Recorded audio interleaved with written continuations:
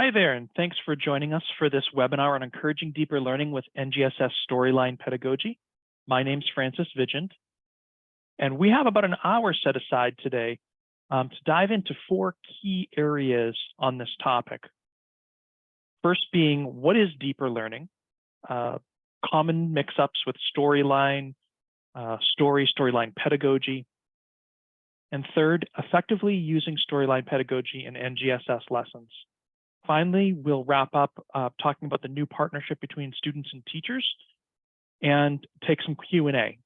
Just to give you a little background on myself, I spent 10 years in the classroom teaching the storyline pedagogy, using KnowAtom in my classroom.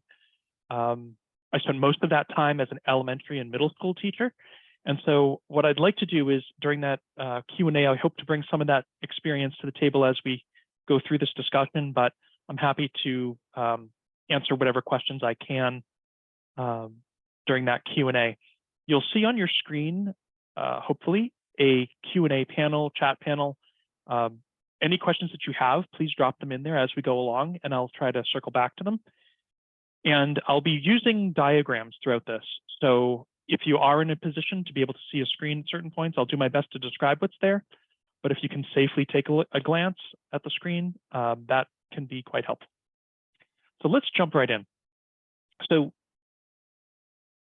storyline pedagogy connects with deeper learning because deeper learning is the intersection between mastery, identity, and creativity. And this is a term that was coined by Ron Richert in Making Thinking Visible.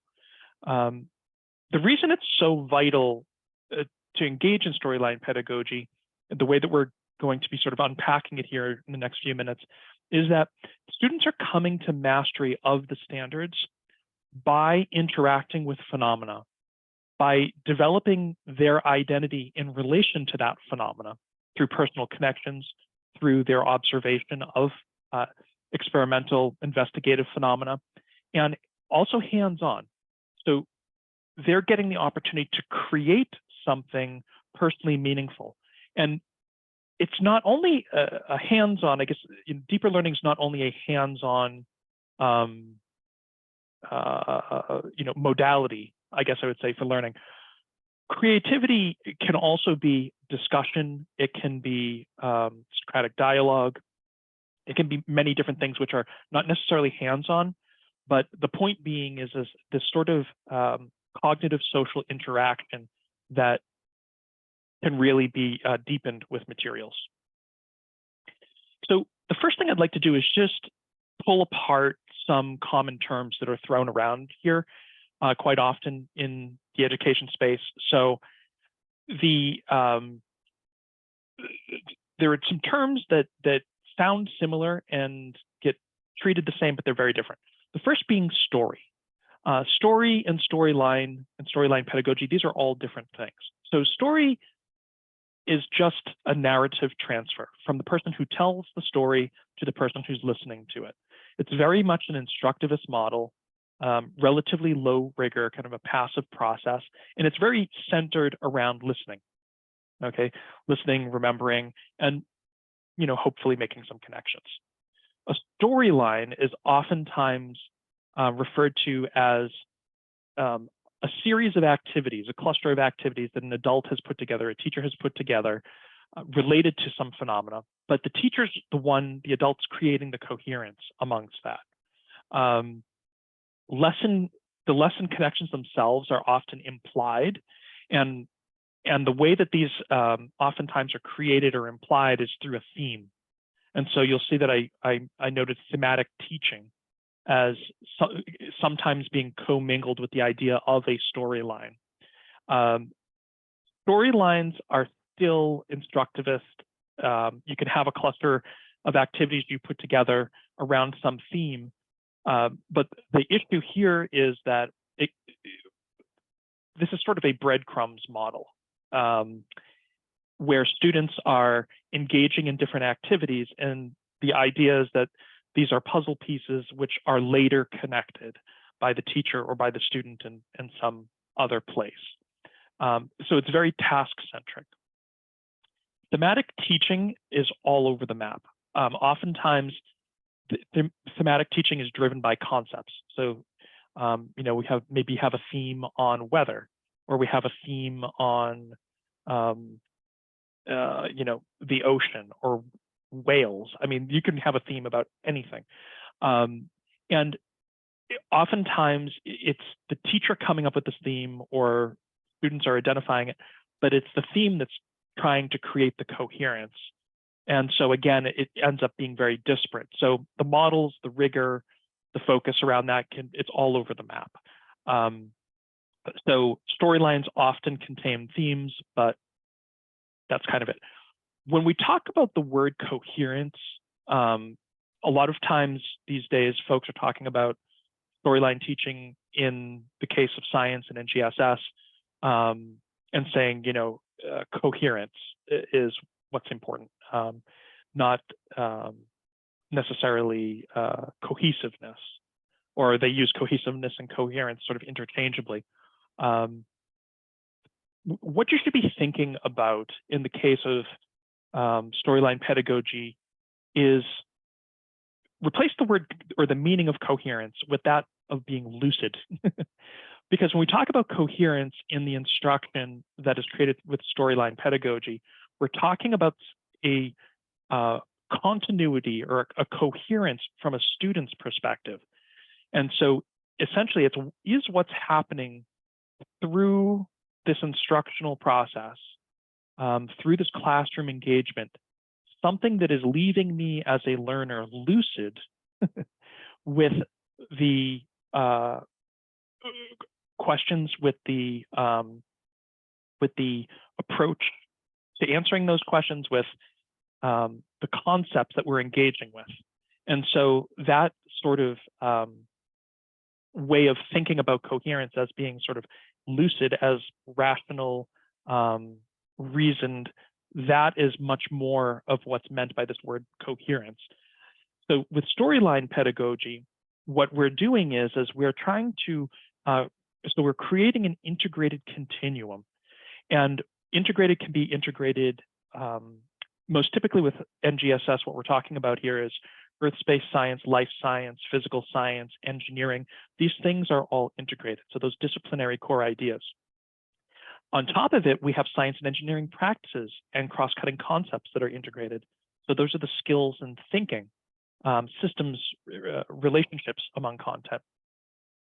And what we're doing is we are taking a child-centered, thinking-driven way of approaching each lesson. And it's driven by not just the thinking, but by questions and discovery, because the questions and the discovery are sort of the stuff of the thinking. Those are sort of the levers. So we're thinking about phenomena, we're trying to figure it out. And so we're engaged in this question and discovery process, okay, in that context and in that continuum. Now, a lesson with storyline pedagogy is not sort of a 45-minute period.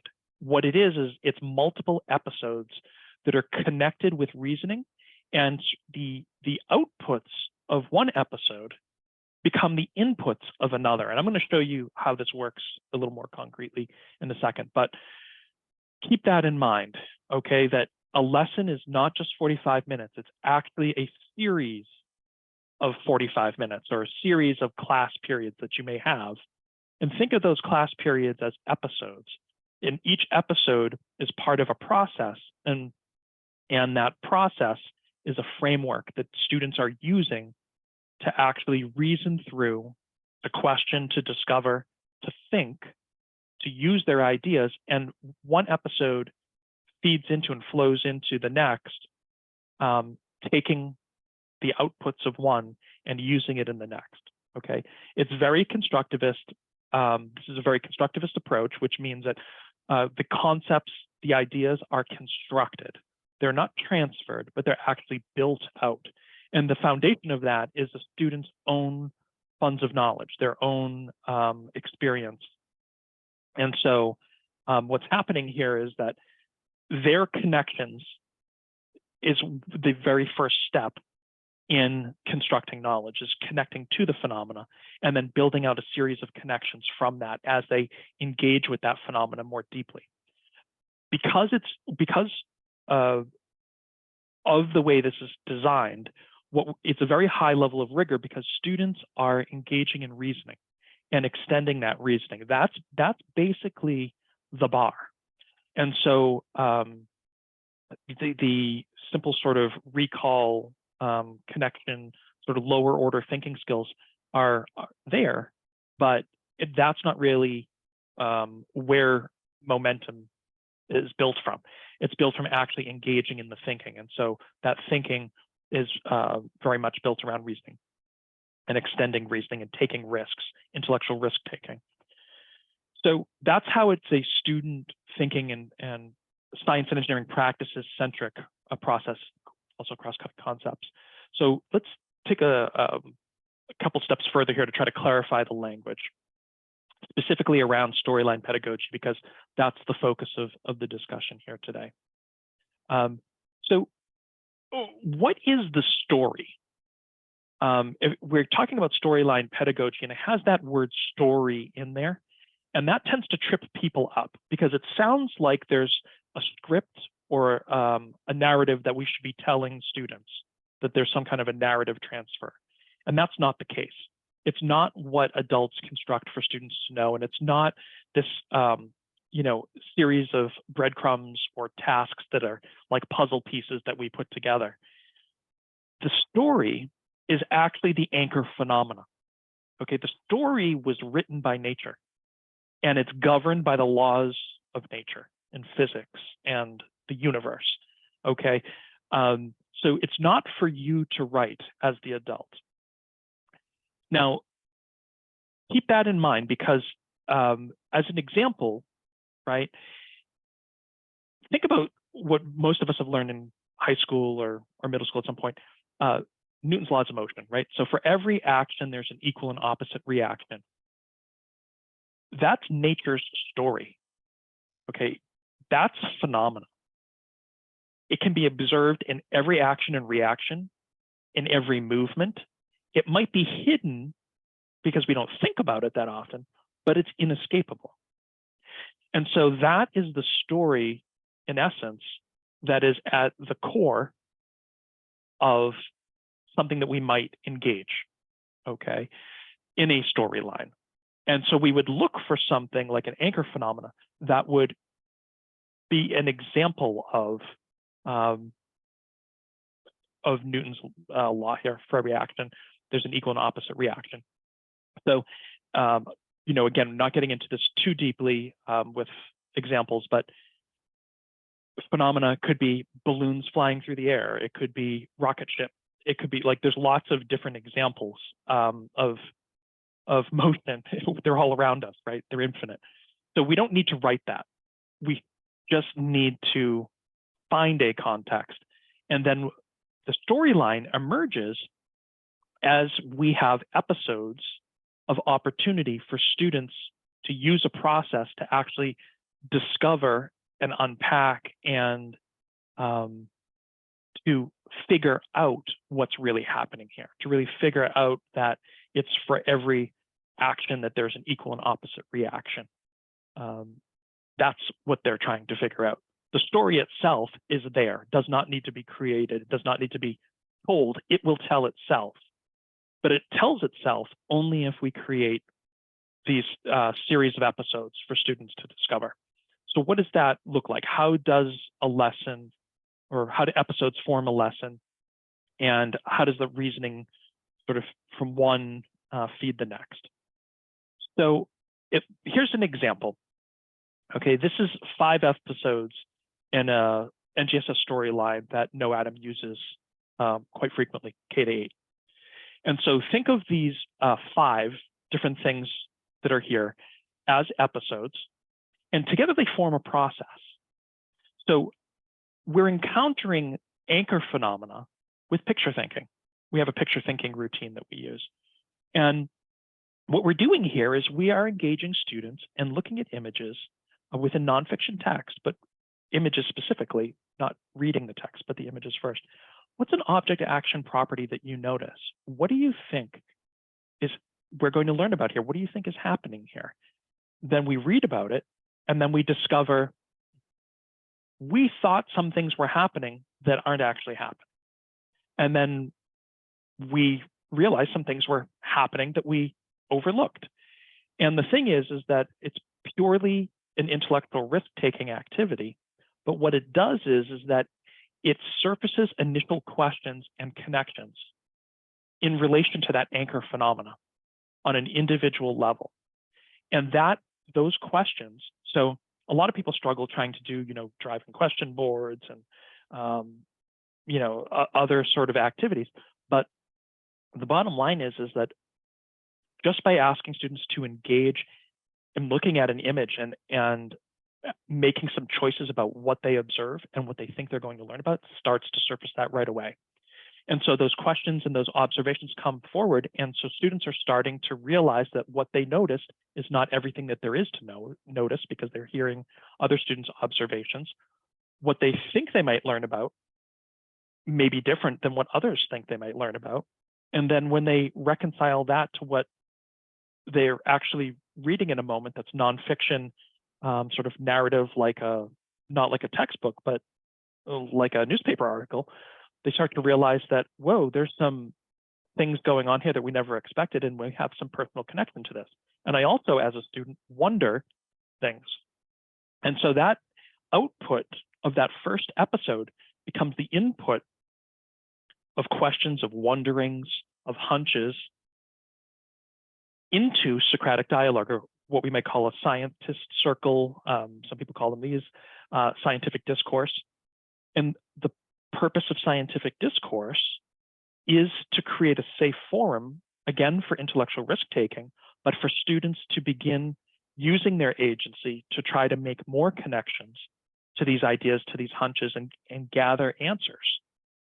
And what happens is that through that process, they realize that other people have information that can help them to answer or build out their reasoning. But on the flip side, that there are aspects that nobody has evidence to support their idea or their reasoning as an answer to a particular question or solution to a problem. And so the group resolves some questions, and that all students are able to execute their agency. But there are some unanswered questions that become the foundation of hands-on investigation. They become the foundation of investigative phenomena, experimental phenomena. And so students break into small teams. And what's happening here now is that students are working with their partner to use scientific or engineering design process to engage in those science and engineering practices and think about how they're going to use hands-on materials to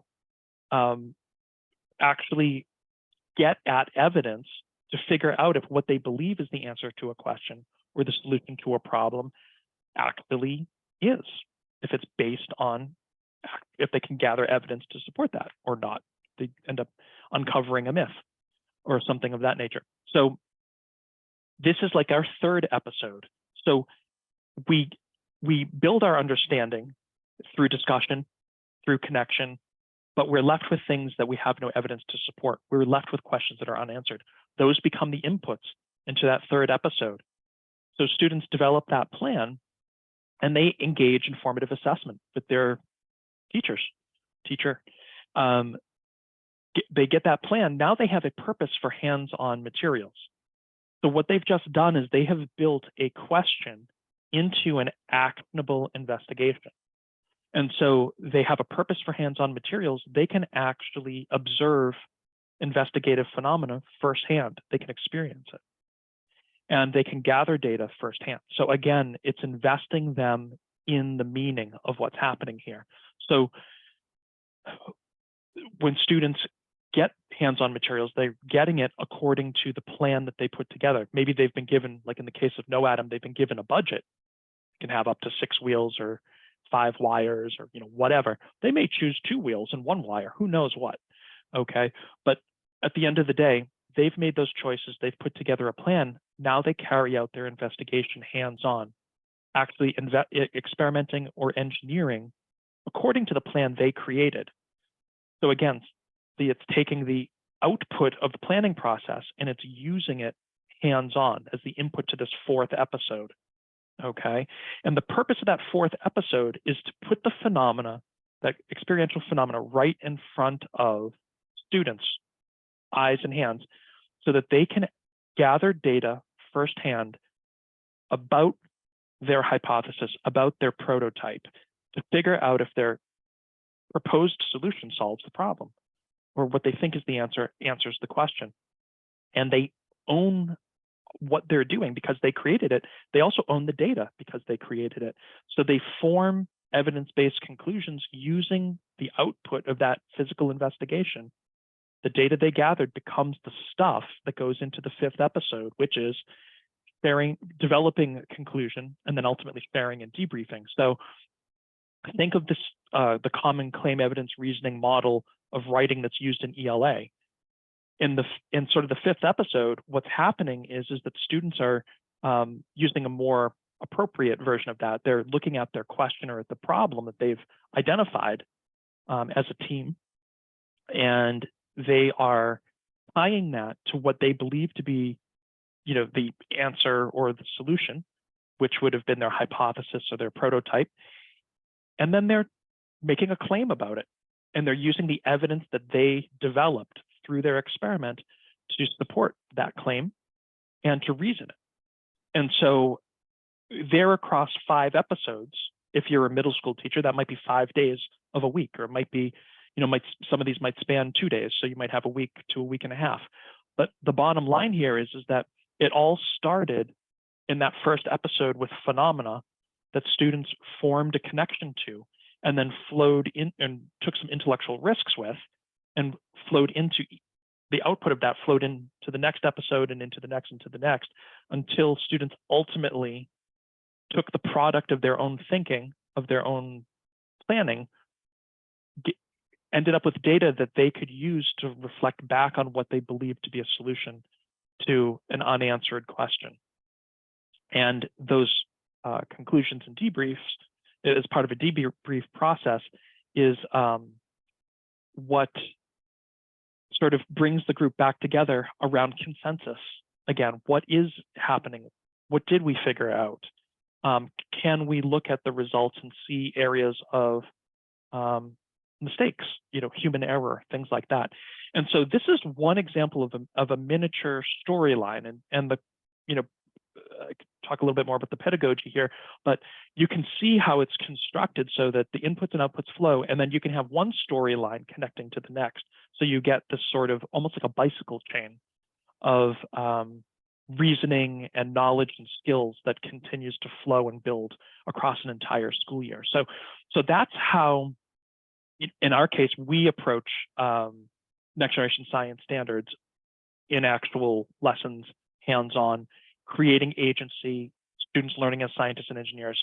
There's obviously flexibility around this, but it's not about telling a story and having students do disparate tasks and then having a teacher come back and say, okay, let's put all these pieces together from the tasks that I gave you. That's not storyline pedagogy. Keys to having this be able to function well is a partnership between students and teachers, because it's a process of what we call co-creating. And so what I showed you here is a process. It's a framework that students actually start to understand, because they step into that role of scientist and engineer, and they begin to use it as a way of answering questions and solving problems. Each episode, each part of this process actually has its own expectations. It has its own processes. So we're not controlling students' thinking. We're giving them the freedom to act within a framework of expectations in order to achieve a goal towards answering a question or solving a problem that they've identified or that the group has identified, okay? So what you see in terms of the partnership between students and teachers is much different than the traditional model of instruction. And the traditional model of instruction is alive and well these days. It's not particularly helpful. And actually, there are a lot of NGSS resources, next generation science resources, many that are free, open source, you name it. They're all over. Paid, very expensive. Doesn't have to be free. It could be expensive. I mean, really, they're all over the place. The reality, though, is that the way that traditional instruction is the sort of a traditional approach is alive and well is that traditionally teachers are engaged in explaining what's happening to students. That's the traditional model of instruction in a science classroom. There's content. I'm the adult teacher. I know the content, and I help explain it to students. And students take that in, and they listen, and they can summarize, and they can provide it back. Replace the teacher with a video. Replace the teacher with an app. Replace the teacher with a workbook. That's what these other kind of modern versions of traditional instruction look like. Play the video explains something to the students. They look at that, they can generalize it, they can explain it back. Okay, that's traditional instruction. An app, students are engaged in a series of tasks on a website or an app, and XYZ.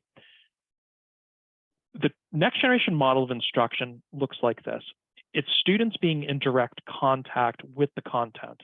And that's why storyline pedagogy works so well, because it's about getting the students thinking out in front, getting them connecting to the content, those disciplinary core ideas, and attempting to use the science and engineering practices and cross-cutting concepts to access those disciplinary core ideas, to use them in order to solve problems and answer questions for themselves. And that's what scientists do.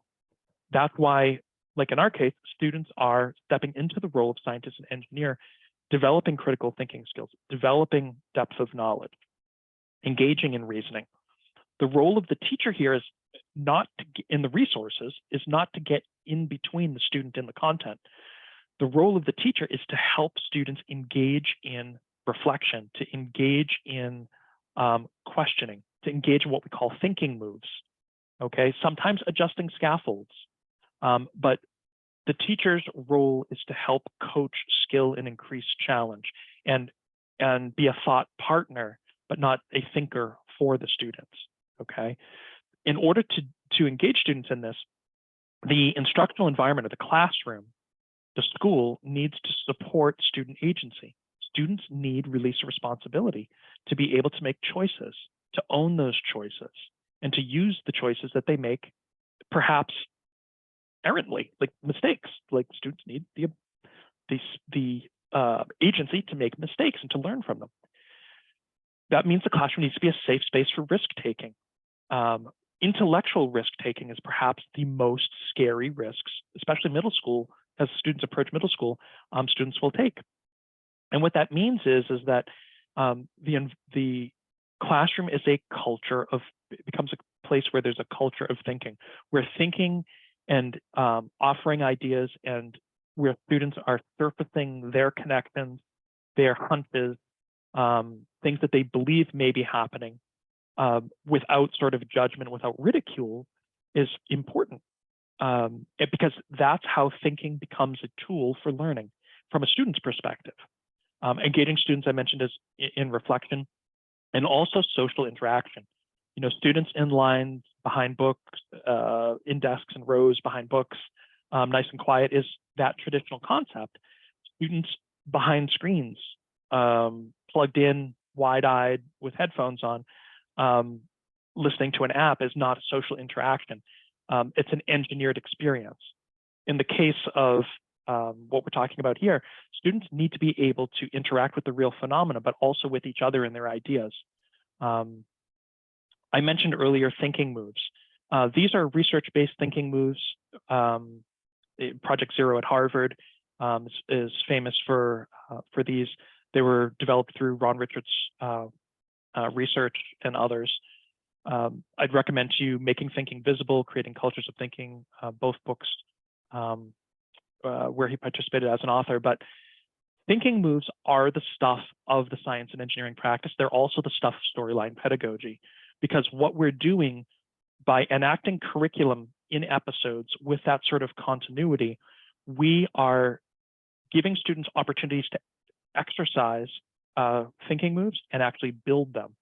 And so these thinking moves here are not the only thinking moves. They're just sort of a summary innate high-level points of what thinking moves are and what they look like. And one of the things you can think about is when you ask students to think, what is it that they are actually expected to do? Do they know that? And so, for example, here, reasoning with evidence, making connections, wondering and asking questions, considering different viewpoints, observing closely and describing what's there. These are all important across the curriculum. Doesn't matter if it's science or math, engineering, whatever. Okay, when you look at the science and engineering practices, these are the parts, these are the habits that make those practices possible. Okay.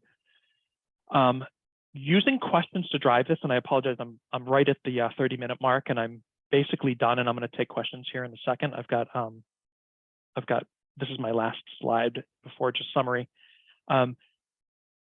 Using student questions to drive the storyline, or actually to be the thread which goes through each of those episodes, is key. And so when you think about that role of being the next generation teacher, what you need to think about is that thread of using curiosity, your curiosity, and modeling that to ask generative, constructive, and facilitative questions. Research has been done on this. Something like 90% of the questions that are asked in the average classroom are review and procedural questions. What did we learn about? What did it say in the text? Where would you look? What should we be doing right now? Like those kind of questions. But it's the questions that we don't know the answer to.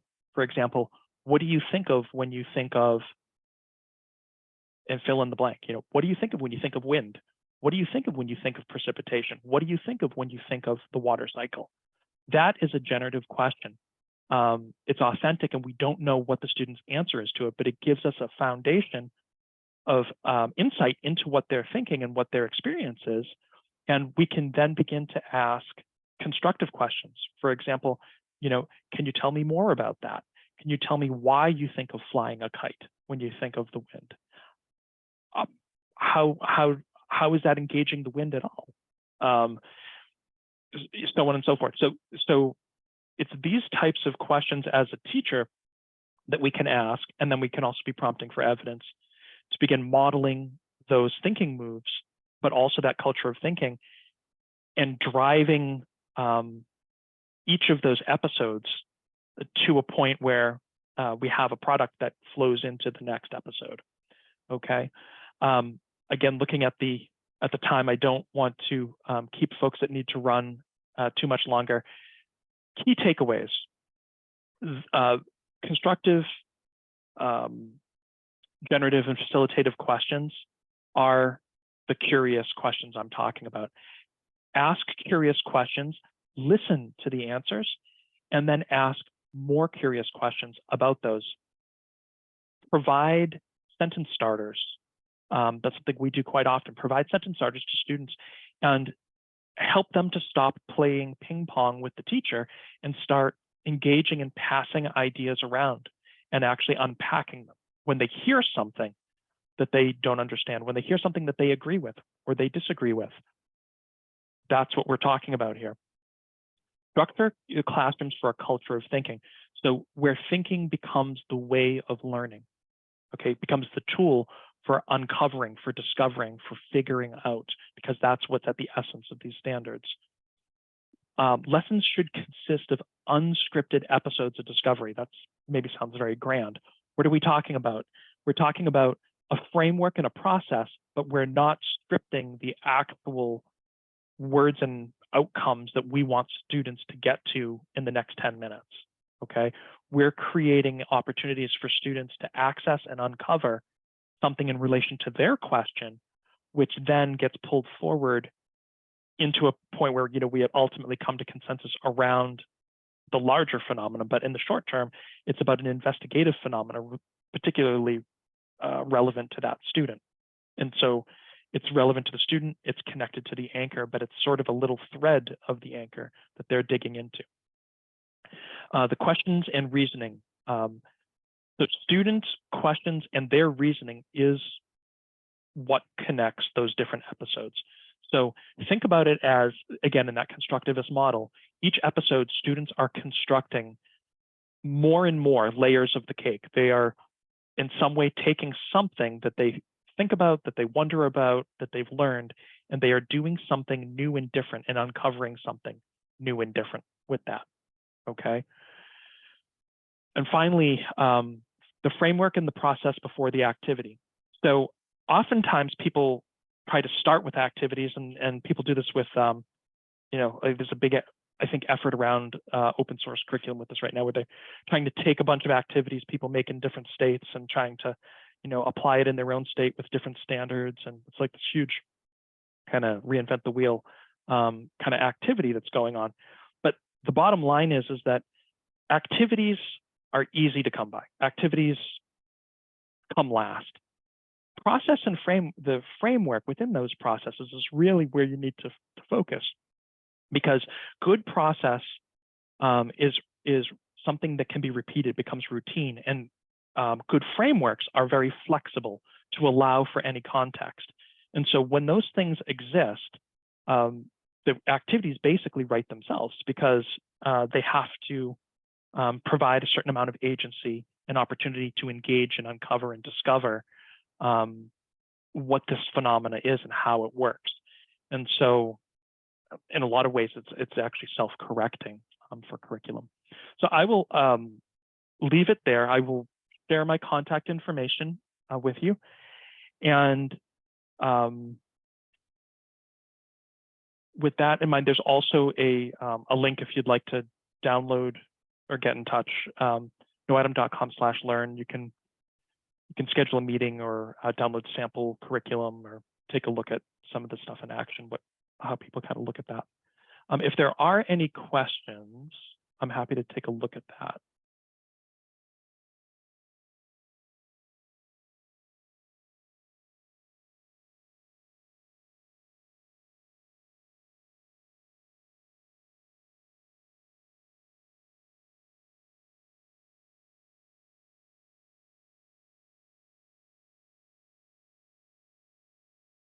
Okay, so one of the questions here, it's a really interesting question. I'm sure a lot of folks are thinking about, is what are some ELL scaffolds that I'd suggest? So when you're thinking about sort of tier 1, tier 2, tier 3 strategies and scaffolds, a lot of people kind of get stuck in tier 1 and tier 2, where it's like trying to build vocabulary and sort of sentence structure for students, and that tier 3 is really the sort of discussion itself. What I would encourage you to do is to look at the sort of different episodes as an opportunity to encounter things with which we can assign language, where we can start to kind of try to connect not words, but also structure those words to explain what we're seeing and what we're observing, encountering, however you want to kind of think about that. So some scaffolds, so for one is you can kind of, I don't want to say take a shortcut, but when it comes to things like reading, we don't have the actual coding, the encoding and decoding of reading isn't necessary. Scaffolds can be use pictures. That's why we have a picture thinking routine, not not the kind of read and think. The picture thinking takes a lot of those barriers out of the way, and it's not just for English learners, but also for students with language-based learning disabilities on IEPs. It's an issue of used images, and then let's assign words to what we're seeing, and let's talk about that. So I don't know if that helps in terms of an example. If there are other questions around that, I'm happy to take those. Some folks have asked if there would be a recording of this presentation available. And the answer to that is yes, we have been, this is being recorded, and after we will send a copy of this recording out to folks, and you're welcome to share that with your peers as well.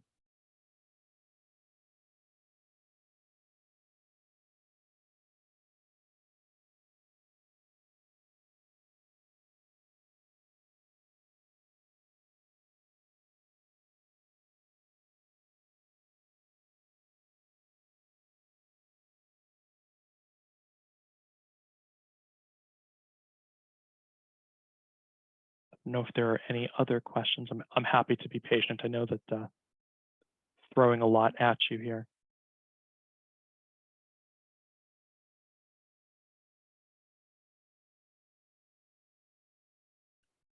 Just going back to the ELL scaffolds for a moment. In each of those episodes that I was describing, there are going to be different scaffolds. And so it's oftentimes helpful to think about, again, this kind of comes back to when I was talking about the process and framework. So, for example, I was mentioning the picture thinking routine as a way of engaging with images of phenomena and then nonfiction reading related to it. So that is going to have one set of scaffolds, but then something like scientific discourse or Socratic dialogue is going to have a different set of scaffolds. So a scaffold for scientific discourse or Socratic dialogue would be something like sentence starters, and you may vary the complexity of those, for example. It may not only be sentence starters, it may be something like we developed a tool called Soccer Circle, which is a way for students to engage in science circles online, which we're not fans. We're in generally screens off, hands on. That's the way we approach science. But this is the one exception that's an option to teachers where students can, if they have a device, be inside what looks like a group text, but it's controlled by the teacher, created and controlled by the teacher.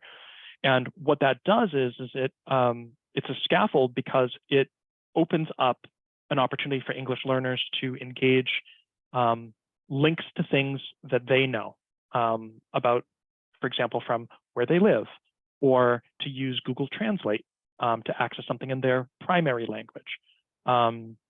It also takes some of the verbalizing, which might be difficult for a student, but yet they know what they want to say, and gives them the space to type it or write it instead of vocalize it. So that, again, would be kind of example of some scaffolds appropriate to that episode.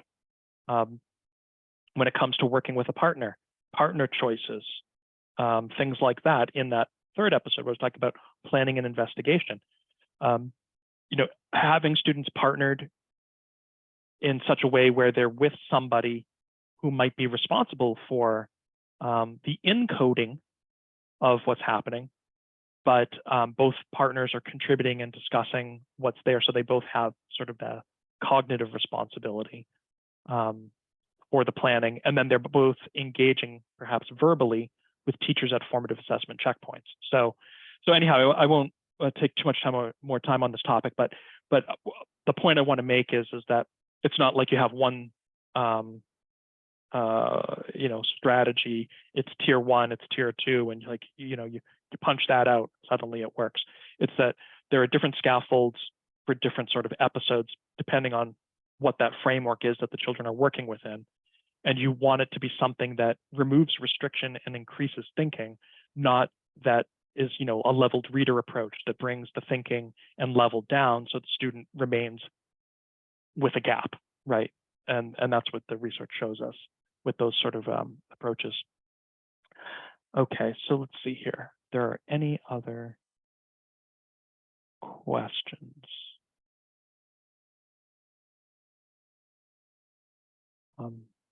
It looks like we got all the questions. If anybody has a question on the top of their mind, we're at 3:45. You're welcome to drop it in now. Otherwise, I want to thank you for all the time you spent here. I know we had hundreds of folks that were engaged, and I either put everyone to sleep or answered a lot of questions. And so we don't have a whole ton right now, but thank you again. And please feel free to reach out anytime. You have my email address. It's fvigant@knowatom.com. You're welcome to go to knowatom.com and look at the resources we have.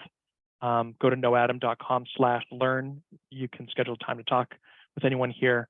What KnowAtom does is literally provide materials, professional development, and training to public schools, public school districts that want to enact things like storyline pedagogy through the curriculum in their classrooms. And we actually provide that curriculum designed for the next generation science standards. So I probably should have mentioned that at the beginning, but that's sort of the connection here in case you're wondering why I know so much about this.